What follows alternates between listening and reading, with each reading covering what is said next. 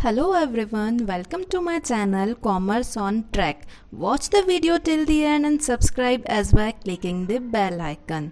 Today we have a topic and which is what is the difference between revenue and income. Let's try to understand this in a much more detailed manner. Okay. So there are some words like income, revenue, earnings and profits. Okay, we always think that these words are synonyms of each other, है ना? हम starting से सोचते आ रहे हैं कि earning word आया या प्रॉफिट वर्ड आया या इनकम आया, इनकी बात सेम ही है, इनका मीनिंग सेम ही होता है, but that's not true. Okay, let's try to understand it. Firstly, I will tell you about the revenue. So, revenue is the total amount of income generated by the sale of goods or services. We can say revenue as gross sales also. Okay. एक company कोई goods produce करती है या फिर services provide करती है, तो बदले में कस्टमर उन्हें कंज्यूम करके जो अमाउंट हमें देते हैं, कंपनी को अमाउंट जो टोटल रिसीव होता है गुड्स को सेल और प्रोड्यूस सर्विसेज को प्रोवाइड करके, उस टोटल अमाउंट को हम कहते हैं रेवेन्यू. ठीक है, जो टोटल अमाउंट रिसीव हुआ उसे हमने कहा revenue. Now we will talk about the income. So income और net income is a company's total earning और प्रॉफिट्स.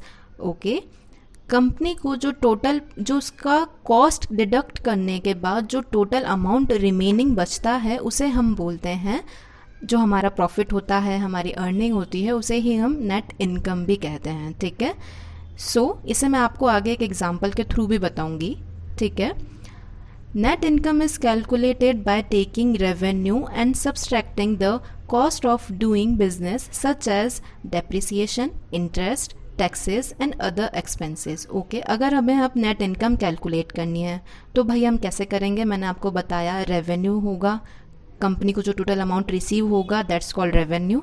हम रेवेन्यू में से क्या करेंगे, हमारे जो एक्सपेंसेस हुए हैं, जिससे हमारी मैन्युफैक्चरिंग में एक गुड्स को प्रोड्यूस करने में जो हमारी मैन्युफैक्चरिंग कॉस्ट आई है, हम उसको उसमें से लेस करेंगे. ठीक है, उसके बाद हमें जो अमाउंट रिसीव होगा वो होगा हमारी नेट इनकम, है ना. यहाँ पे मैं आपको एक एग्जांपल के थ्रू एक्सप्लेन करती हूँ. सपोज कीजिए मैं एक पेन प्रोड्यूस करती हूँ. ठीक है, पेन की मेरी जो कॉस्ट है, उसको मैन्युफैक्चर करने में जो मेरी कॉस्ट लगी है वो है 10 रुपीज़, और मैंने जो सेलिंग प्राइस रखी है, जो मैंने सेल जिस प्राइस पे अमाउंट में किया है वो है 15 रुपीज़. तो मुझे कस्टमर कितने रुपीज़ पे करेंगे? 15 rupees. That is my revenue.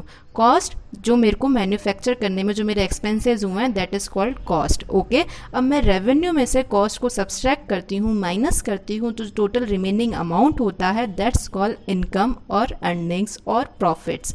इतना मेरा प्रॉफिट है. ठीक है, मैंने 15 रुपीज़ में 10 रुपीज़ माइनस करे तो 5 रुपीज़ यहाँ पे मेरी इनकम होती है और प्रॉफिट होता है. So I hope you will understand the difference between the revenue and income. Thanks for watching. Bye bye.